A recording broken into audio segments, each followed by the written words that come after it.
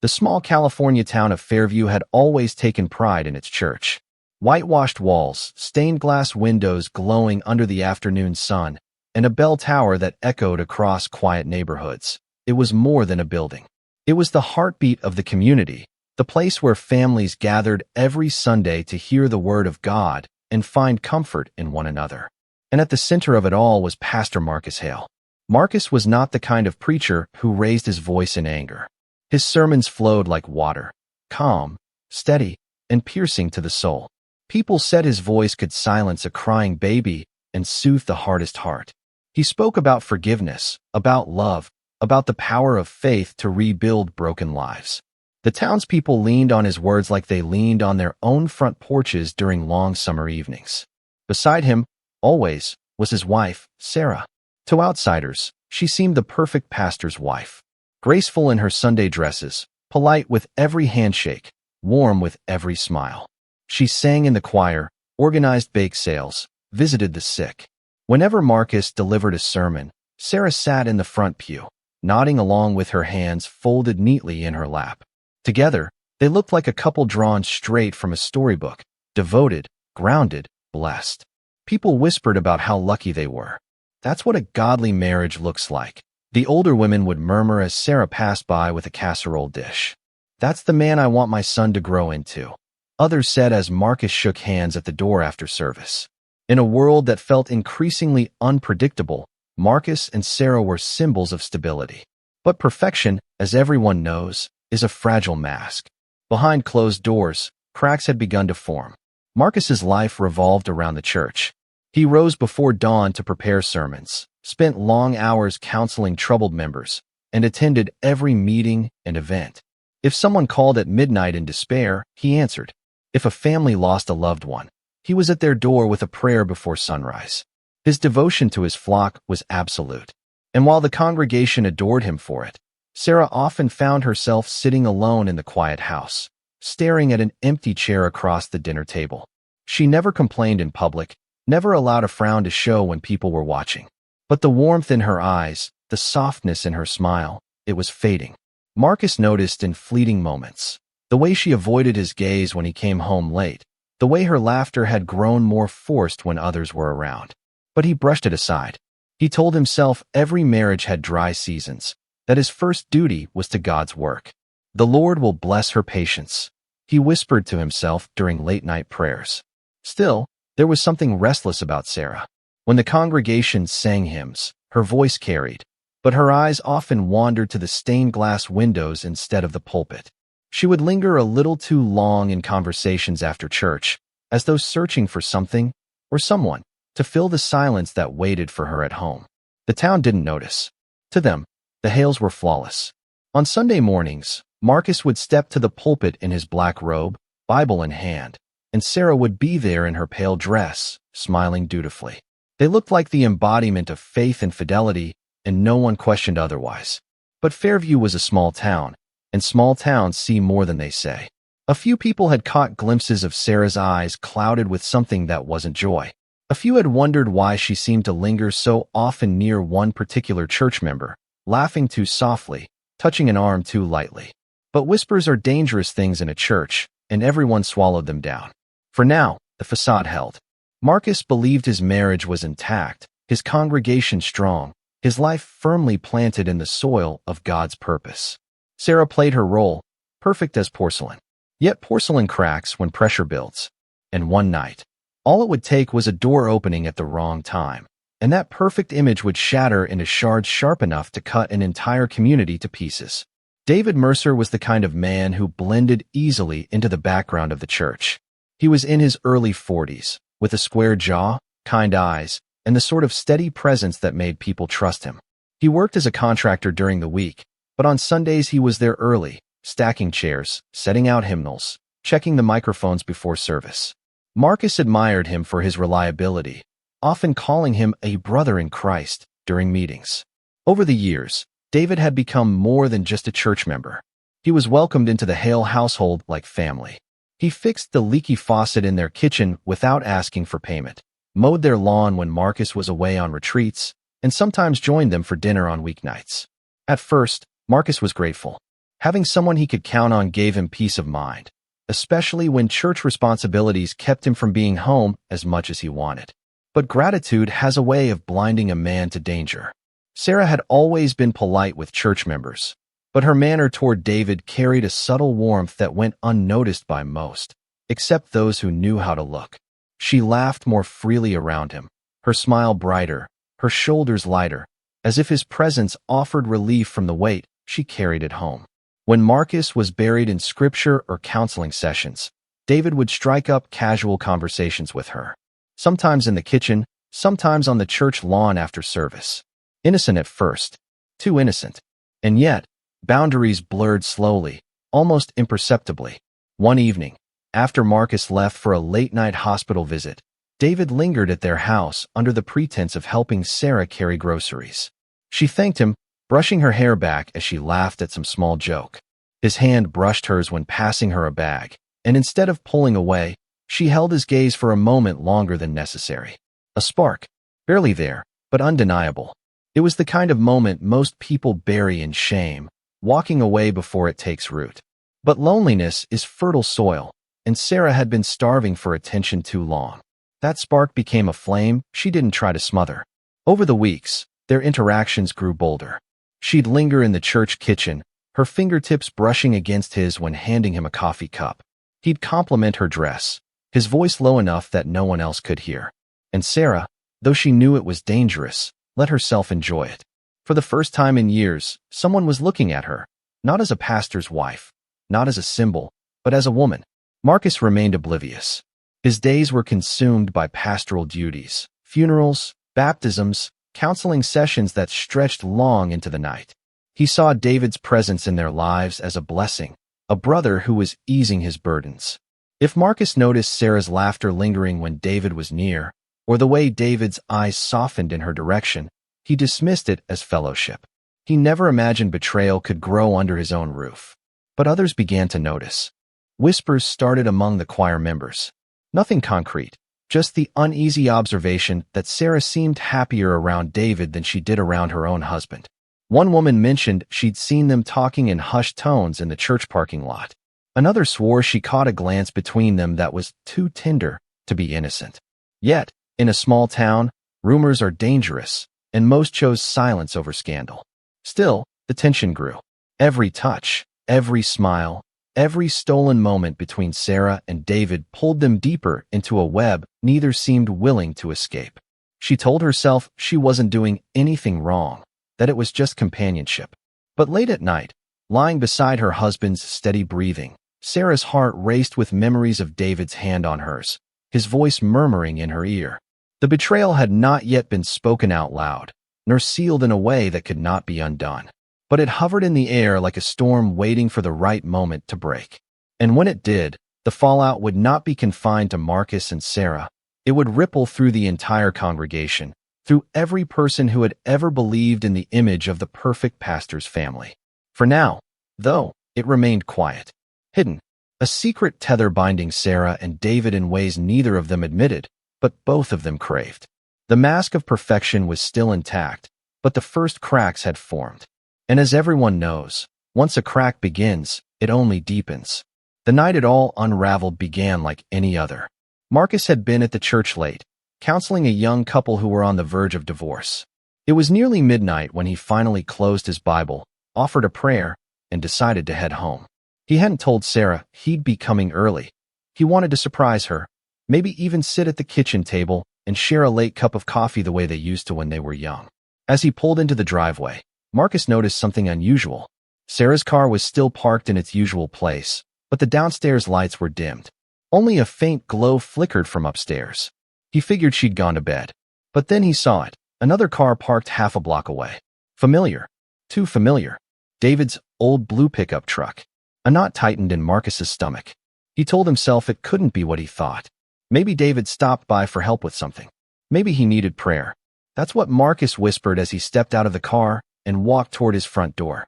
The house was quiet, almost too quiet. He slipped his key into the lock, turned it, and stepped inside. The faint hum of the refrigerator filled the silence. He set his Bible on the entryway table and climbed the stairs slowly, careful not to make a sound. Halfway up, He heard it. Soft laughter, muffled voices drifting from the bedroom. Marcus froze. The air seemed to leave his lungs.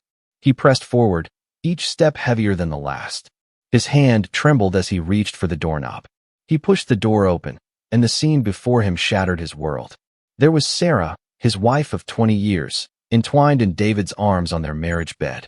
Sheets tangled around them, their faces inches apart, eyes wide with shock as they saw him standing there. For a moment, time stopped. Marcus felt the room tilt, his vision narrowing into a tunnel. His heart pounded so loudly he could hear it echoing in his ears. His knees nearly gave out, but fury held him upright. In God's name, what is this? His voice cracked like thunder, low and trembling, heavy with disbelief. Sarah scrambled to cover herself, clutching the sheet to her chest. Marcus, please. I can explain. David stood, words tumbling out, his face pale. Pastor, it's not what you think. Marcus's eyes burned. Not what I think. I see it with my own eyes, in my own bed. My wife and the man I called brother. His voice rose, the walls shaking with the weight of his rage. Sarah's tears spilled as she stepped forward, but Marcus recoiled. Don't touch me. The silence that followed was suffocating. Marcus's breathing was ragged, his hands trembling as he gripped the doorframe for support. He felt betrayed not only as a husband, but as a man of God, as the leader of a flock that trusted him to embody holiness. David's lips moved again, desperate. Marcus, it just happened. We never meant to. Never meant to. Marcus cut him off, his voice sharp as a blade. You meant enough to climb into my bed. You meant enough to steal what was sacred. Sarah sobbed, her face streaked with tears. I was lonely, Marcus. You were never home, never with me. Her words struck him harder than any fist could. But in that moment, there was no room for sympathy, no room for understanding. Only betrayal. Marcus stepped back into the hallway, his chest heaving. You've killed something tonight, he said, his voice low, broken. Not just this marriage. Not just this home. You've killed the very soul of what we built together. With that, he turned and walked away. His footsteps echoed down the stairs, heavy and final. Sarah's cries followed him, but he didn't look back. The front door slammed shut behind him, rattling the walls. Outside, the night was cool, the stars indifferent to the wreckage inside that house. Marcus stumbled to his car, gripping the steering wheel until his knuckles turned white. His eyes brimmed with tears he refused to let fall. Somewhere deep inside, something cracked open, a storm of grief and rage and betrayal that would not be contained. And as he drove off into the darkness, one truth consumed him. Nothing in Fairview, not his marriage, not his ministry, not his very soul, would ever be the same again. The highway stretched out in front of Marcus like a dark ribbon, endless and empty. He gripped the steering wheel so tightly his knuckles whitened, his breath ragged and shallow. Streetlights blurred into streaks of gold as his eyes burned with unshed tears. Every mile he drove felt like he was running from the image seared into his mind. Sarah tangled in David's arms, their gasps of surprise, the guilt plastered across their faces. He couldn't escape it. The night air pressing through the cracked window should have cooled him, but his body felt like it was on fire. His chest heaved as if the betrayal itself was choking him. Rage and heartbreak clashed inside him, a storm he could neither control nor silence. How could she? His mind replayed the question over and over. How could she take everything we built, the vows, the years, the ministry, and throw it away in one night? But another voice followed close behind, insidious and sharp. How could you not see it coming? You left her alone, always choosing the church over her. You handed her into another man's arms. Marcus slammed his palm against the steering wheel, his voice breaking in the car's silence. No, she made that choice. She broke the covenant. The echo of his own words filled the car, and the truth of them cut deeper than he wanted to admit. He thought of the wedding day 20 years earlier, of Sarah walking down the aisle in a lace gown, her eyes locked on his. He thought of the way she had held his hand when he first became pastor, telling him, I'll be by your side, always. And now, that promise lay in ruins. Tears finally spilled, hot and relentless, as Marcus pulled the car to the shoulder of a deserted road. He buried his face in his hands, shaking, whispering through clenched teeth. Lord, why her? Why me? The silence that followed was deafening. For years, he had preached about God's voice, gentle, guiding, faithful.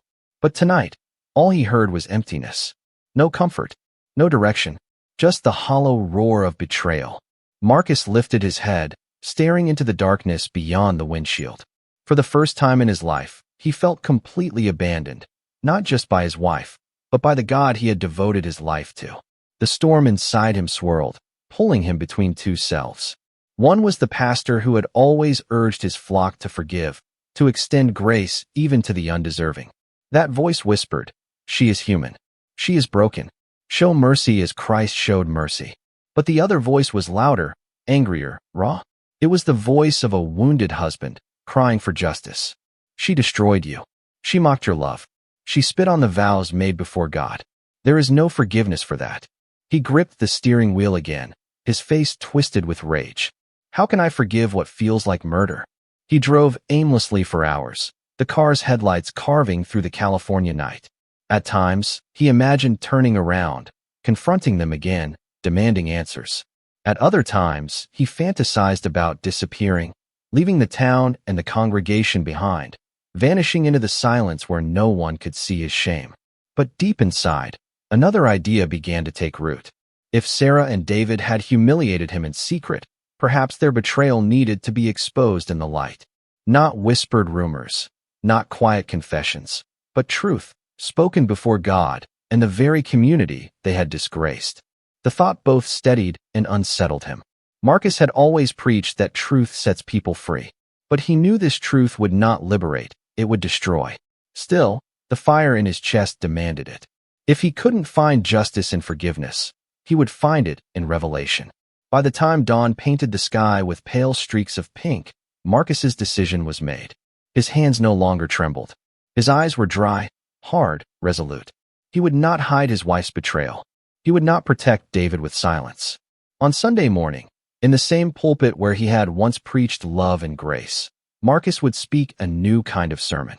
A sermon not of scripture, but of shattered vows. A sermon that would shake the congregation to its core. As he turned the car back toward town, one truth hardened in his chest. If God would not answer his cries, then he would create his own reckoning. Sunday morning arrived with the kind of stillness that usually wrapped Fairview in peace. The sun bathed the white steeple in gold, and families dressed in their best walked toward the church, greeting one another with smiles and nods. For them, it was another Sabbath, another chance to be fed by the words of their beloved pastor. They had no idea that before noon, their sanctuary would turn into a courtroom, and their faith in appearances would collapse. Marcus sat alone in his office before the service, his Bible unopened on the desk. His hands rested flat against the wood, his jaw clenched. The storm that had raged inside him had cooled into something sharper, resolve. He wasn't pacing. He wasn't praying. He was waiting for the moment he would break the silence. When the first notes of the opening hymn drifted through the hallway, Marcus rose. He adjusted his robe, his face hard and unreadable, and stepped toward the sanctuary. Inside, Sarah sat in her usual place at the front, her dress a pale blue that once would have reminded him of spring skies. But to Marcus now, it was a mask, another attempt at playing the part of the dutiful wife. David was there too, sitting 2 pews behind her, his head bowed, avoiding every eye that dared glance his way. The choir finished their hymn, and the sanctuary fell quiet as Marcus took the pulpit. The congregation waited for the familiar cadence of Scripture, the gentle rhythm of his voice.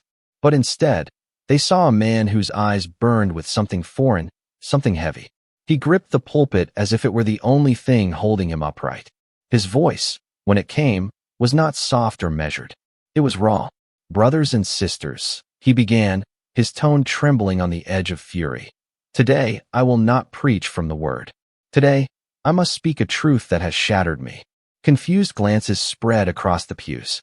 Sarah stiffened in her seat, her knuckles tightening around the hymnal in her lap. David's head snapped up, panic flashing in his eyes.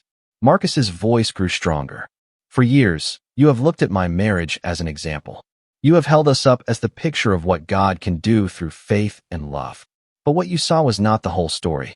Behind closed doors, sin has crept into my home. Betrayal has taken root where trust once lived." Murmurs rose like ripples through the crowd. Sarah shook her head, her lips parting in silent pleading. "Marcus," she whispered, barely audible, "please don't." But Marcus pressed on. His hand slammed against the pulpit, startling even the children.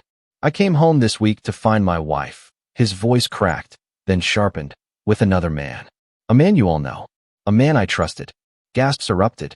All eyes turned toward Sarah, who burst into tears, burying her face in her hands. Then they turned to David, whose face flushed red as he stood, shaking his head. "No, Pastor, please, it's not." Marcus thundered over him. "Do not deny it here, in God's house. I saw it with my own eyes. You defiled my marriage bed, and you defiled this sanctuary with your lies." The congregation was chaos now. Some clutched their chests, others whispered frantically to their neighbors. A few stood frozen in shock, unable to process what they were hearing. An elderly deacon rose, his voice trembling. "Pastor Hale, perhaps this isn't the time." Marcus turned on him, eyes blazing. "When is the time, deacon? How long should I cover sin with silence?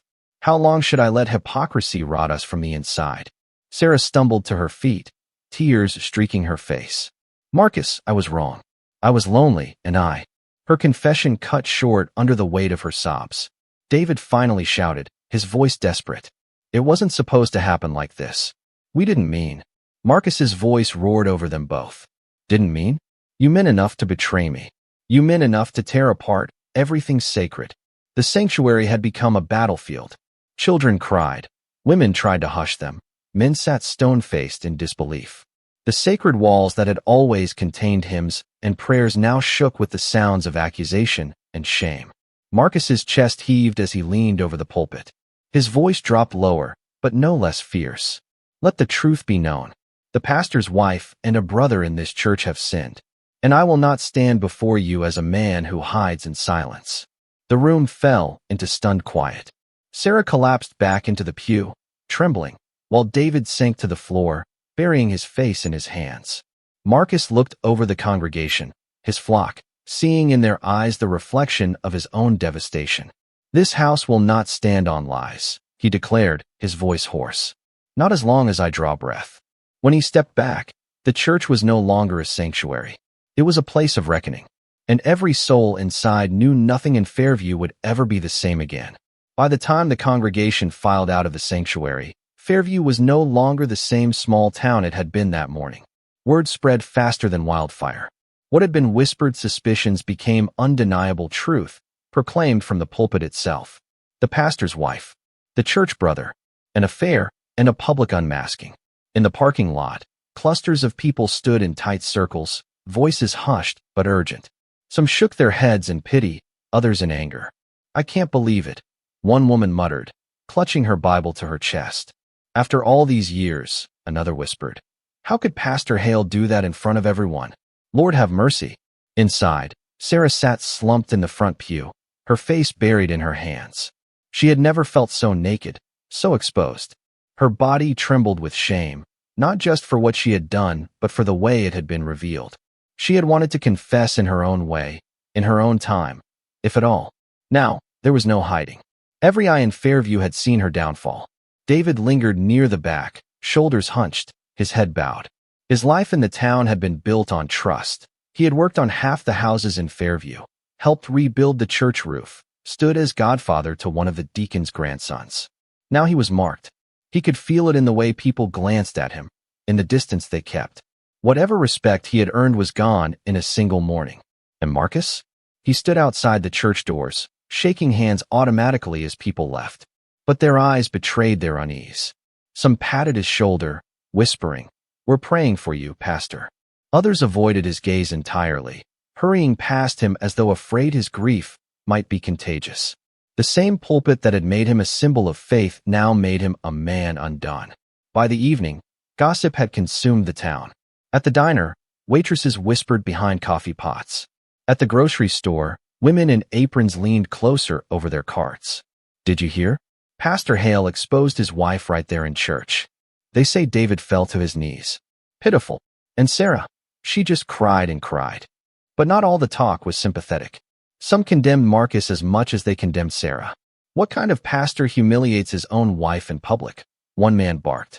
"He should have kept it private, gone to the council." The older deacons murmured among themselves, troubled. Marcus had turned the sanctuary into a spectacle, and though his pain was real, his choice unsettled them. By Monday morning, Marcus was summoned to meet with the church board. They sat in a semicircle, their faces grim. The chairman cleared his throat. "Pastor Hale, none of us doubt your suffering. Betrayal of this kind is a heavy cross. But the way you handled it," he shook his head. "You turned God's house into a stage. Some of our members are shaken. Some may leave." Marcus's jaw tightened. "What would you have me do? Hide it? Pretend my marriage isn't shattered? Pretend sin hasn't walked straight into the pulpit?" Another deacon sighed.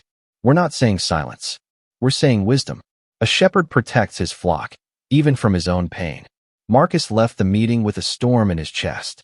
They hadn't been there, standing in that doorway, watching everything he loved crumble. They hadn't seen Sarah's betrayal with their own eyes. And yet, they judged him. Back at the house, the silence was unbearable.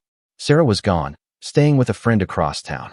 Her perfume lingered faintly in the bedroom, mixed with a scent that now sickened him. The walls, once filled with laughter and prayer, seemed to echo only with betrayal. At night, Marcus sat at the kitchen table with a bottle of whiskey, a drink he hadn't touched in decades. He poured, drank, poured again. Each swallow burned, but not enough to numb him. His Bible lay open beside the glass, the words swimming on the page. "Forgive 70 times 7. The verse mocked him. He slammed the book shut. David, meanwhile, had disappeared from sight. His truck no longer sat in his driveway. Neighbors said he left town for a while, maybe staying with family. But no one knew for sure, and no one asked too loudly. Fairview had a way of pushing out those who carried too much shame. Sarah wandered through her own storm. She stayed up at night replaying Marcus's words, the fire in his eyes as he condemned her before God and man. Her guilt was real, but so was her anger. She had been lonely, neglected. She hadn't set out to betray, she had stumbled, fallen. But Marcus's public unmasking left her not only broken, but despised. The Hale family had once been the heart of Fairview. Now, their downfall was its scandal, its entertainment, its whispered cautionary tale. And as the days stretched into weeks, Marcus's pain hardened into something darker. Love had turned to ashes. Trust had turned to rage. And deep inside, a question festered, one he could not silence. If forgiveness was impossible, what would justice look like? 2 weeks after the public explosion, Sarah returned to the house. The porch light flickered as she climbed the steps, clutching her coat tightly against the night chill. She hadn't spoken to Marcus since that Sunday morning. Every attempt she'd made to call had gone unanswered.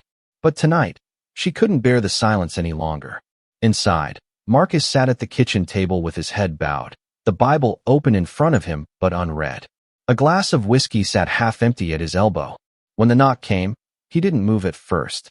Then, slowly, he rose, every step heavy, and opened the door. Sarah stood there, pale, her eyes swollen from sleepless nights.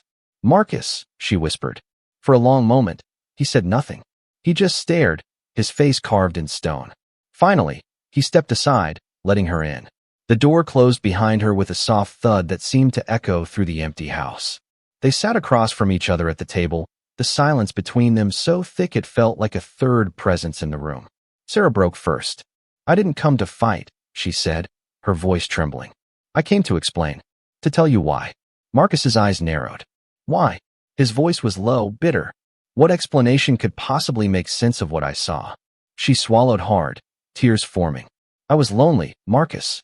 You were never here. You gave everything to the church, to everyone else. But not to me. I needed someone to see me, to hold me. And David, he was there. He listened. I never meant for it to go that far." Marcus slammed his palm on the table, rattling the glass. "You never meant? Sarah, you let another man into our bed. The bed where we prayed together, where we built 20 years of marriage. You broke vows made before God." Sarah flinched at the fury in his voice. Her tears spilled freely now. "I know I did, and I'm not excusing it. But Marcus, can you honestly say you were blameless? You chose the pulpit over me every day. You left me starving for affection. I begged for your attention, and you gave me scripture instead of your heart." The words struck him like blows, but pride held him upright. He leaned closer, eyes blazing. "So your answer was betrayal? Adultery? To shame me in front of the entire town?" "I didn't shame you," she cried. You did that yourself when you stood in that pulpit and tore me apart in front of everyone. You didn't just expose me, Marcus, you destroyed me. You made sure no one would ever look at me the same way again. Marcus's voice dropped to a hoarse whisper, full of pain. You destroyed me first. Silence fell again, broken only by Sarah's sobs. She reached across the table, her hand trembling. Marcus, I'm sorry. I still love you. I don't want this to be the end. For a moment, his eyes softened, as if he wanted to take her hand. But then he pulled back, shaking his head. He rose from the table, pacing like a caged animal. Love? Don't speak that word. You don't know what it means. Love is loyalty. Love is sacrifice. You traded love for loneliness, and then blamed me for it. Sarah stood, her voice breaking. So what now? Do we divorce? Do we let the church board take everything? Is that what you want? Marcus turned, his expression unreadable, his voice quiet but laced with steel. What I want is justice. What I want is for you to feel the weight of what you've done. Her breath caught. Marcus, what are you saying? He didn't answer right away. He just stared at her with eyes that seemed older, darker than she'd ever seen. Finally, he whispered, It's over, Sarah. Whatever we were, whatever we built, you killed it. And I don't know what I'll become because of it. Sarah covered her mouth with her hand, a muffled sob escaping her throat. She backed toward the door, her eyes fixed on him as though she didn't recognize the man standing before her. When the door closed behind her, Marcus collapsed back into his chair, burying his face in his hands. The confrontation hadn't healed anything. It had only deepened the wound, carving a chasm between them that no bridge could span. And in that hollow silence, one thing became terrifyingly clear. Marcus was no longer a man wrestling with grief. He was a man on the edge, staring into a darkness that threatened to consume him. The days after Sarah's visit passed in a blur for Marcus. He wandered the empty house like a ghost, pacing the rooms where laughter once lived, now haunted by silence. The bed where betrayal had unfolded remained stripped bare, the sheets thrown away in a trash bag he couldn't bring himself to tie shut. Even the walls seemed to accuse him, echoing Sarah's words, You chose the church over me. At night, Marcus sat in the sanctuary alone, staring at the pulpit where he had once felt God's presence so clearly.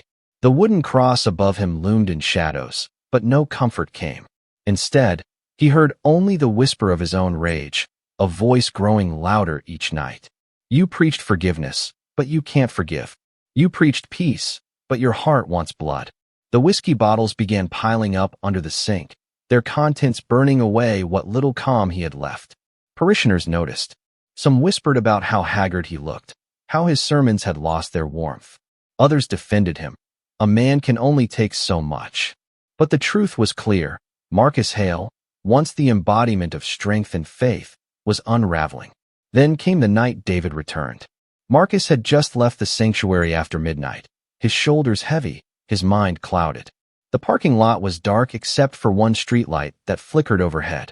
And there, leaning against the hood of his truck, was David. Marcus froze. His pulse quickened. His jaw tightened as every muscle in his body coiled. David lifted his hands as if in surrender. Pastor, please.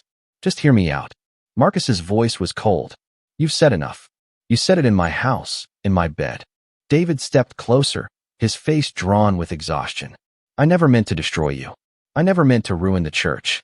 I love her, but I don't. Marcus snapped, his voice sharp as a whip. Don't say you love her. You don't know what love is. Love is sacrifice. Love is faithfulness. You took what wasn't yours, and you call it love.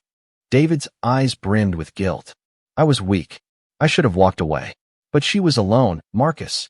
She was hurting, and I couldn't stop myself. Marcus lunged forward, gripping David's collar, shoving him back against the truck. The sound of the impact echoed in the night. You couldn't stop yourself?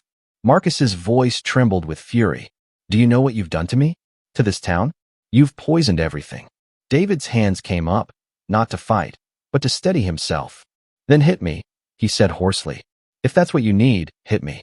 I deserve it. The temptation burned in Marcus's veins. His fists clenched, his arms shaking as if begging for release. He could already imagine the crunch of bone, the taste of vengeance.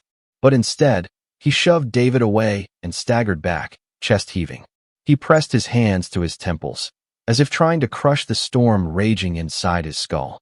"Get out of here," he growled. "Get out before I do something I can't take back." David's eyes glistened in the dim light. "Marcus, please. Don't let this destroy you. I already regret every second of it. I don't want to see you fall." Marcus barked a hollow laugh. "Fall? I already have. You and Sarah made sure of that." For a long moment, they stood in silence, two broken men staring across the chasm of their choices. Then David climbed into his truck, the engine sputtering to life. As he drove away, Marcus stood in the flickering streetlight, trembling, his breath clouding in the cool night air. He knew then that something inside him had shifted. He wasn't just wounded anymore. He was dangerous. The man who had once preached forgiveness had become a man who fantasized about retribution. As he walked back into the sanctuary, Marcus whispered to the empty pews, his voice low, chilling. "If God won't punish them, then I will." The words lingered in the air like a curse, heavy and irreversible. Marcus Hale had reached his breaking point, and there was no turning back. The night it happened began with silence. Marcus had been sitting in his study for hours, the glow of a single lamp casting long shadows across the walls. His Bible lay closed, gathering dust beside the whiskey glass. In front of him sat a framed photo of him and Sarah on their wedding day, her veil glowing under the sunlight, his smile radiant with hope. He stared at it until the glass in his hand trembled. Every sermon he had ever preached about forgiveness echoed in his mind like a cruel joke. 70 times 7. Love your enemies. Turn the other cheek. But tonight, those words rang hollow. His heart no longer sought mercy, it demanded judgment. By the time the clock struck midnight, Marcus had made his decision. He rose, his body heavy but his purpose sharp, and left the house. David's truck was parked outside his modest home on the edge of town. The porch light flickered, much like the one that had illuminated their confrontation days earlier. Marcus's boots crunched against the gravel as he approached, his breath short and uneven. He knocked once. The door creaked open. David appeared, wearing a worn t-shirt, his face lined with regret and exhaustion. "Marcus," he said, his voice hoarse. "What are you doing here?" Marcus stepped inside without waiting for an invitation. The air was tense, suffocating. His eyes locked onto David's, burning with a mixture of grief and fury. "I came," Marcus said slowly, his voice heavy, "to finish what you started." David raised his hands cautiously, his tone pleading. "Please, Marcus. I know you hate me. I know I ruined everything. But hurting me won't fix what's broken." Marcus's jaw clenched. "You ruined my marriage. You ruined my ministry. You made a fool of me before my God and my people. Tell me, David, how do you think this ends?" David's eyes shone with tears. "I don't know, but it doesn't have to end with more sin. You're still a pastor. You're still—" "Don't call me that," Marcus snapped, his voice cracking. "I'm no pastor. Not anymore." The two men stood inches apart, the weight of years of faith and friendship crushed under betrayal. David reached out as if to steady Marcus, but the touch ignited the storm within him. With a guttural cry, Marcus shoved David backward. They crashed against the table, sending a lamp shattering to the floor. The room filled with the sound of breaking glass, of desperate grunts, of fists slamming into flesh. "Stop," David shouted, struggling beneath Marcus's blows. "Please, don't do this." But Marcus's fury had crossed the point of no return. Each strike was fueled by images of Sarah's betrayal, of the congregation's whispers, of the empty bed that mocked him night after night. When David fell still, his chest rising faintly, Marcus stumbled back, panting, his fists bloodied. The reality of what he had done sank into the silence. And then the door burst open. Sarah stood in the doorway, her face pale, her eyes wide with horror. She had come searching, desperate to mend what little might remain. But what she found was Marcus, standing over David's broken body. Her scream pierced the night. "Marcus, what have you done?" Marcus turned toward her, his face streaked with sweat and tears. His voice was ragged, almost childlike. "He took you from me. He took everything." Sarah rushed to David's side, cradling his head in her hands. "Oh God, David, stay with me." She looked up at Marcus, her face twisted in anguish. "You didn't just lose me, Marcus, you lost yourself." Her words struck deeper than any blow could. Marcus staggered backward, his breath shallow, his vision swimming. The man he had been, the husband, the pastor, the shepherd, was gone. In his place stood something darker, something broken beyond repair. Outside, sirens wailed in the distance, growing louder by the second. A neighbor, startled by the screams and the crash, had already called for help. Marcus collapsed into a chair, burying his face in his bloodied hands as Sarah sobbed over David's limp form. And in that moment, Marcus knew there was no turning back. The storm inside him had finally broken loose, and what it left behind was ruin. The sirens drew closer, screaming through the still night, red and blue lights flashing against the small house like judgment itself.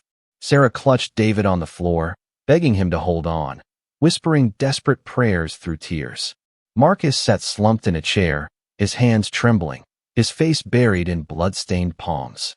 He didn't move when the pounding came at the door. "Police! Open up!" The door burst open, and officers flooded in, weapons drawn. They froze at the sight, Sarah sobbing over David's crumpled body, Marcus sitting motionless, as if the fight had already drained the life from him too. One officer rushed to Sarah, pulling her back gently as paramedics stormed in.